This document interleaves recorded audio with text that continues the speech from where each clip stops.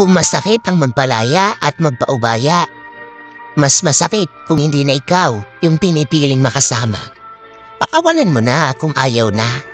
Hindi mo kailangang ipilit ang sarili mo sa taong wala nang pakialam sa'yo. Kasi kung mahal ka niya, hindi ka sana naghihirap at nagmumukhang tanga na umaasang mahal ka pa. Tandaan mo ito, lahat ng tao pwedeng magbago, lalo na kung hindi na ikaw ang gusto. Masakit ang magpalaya, mahirap ang magpaubaya.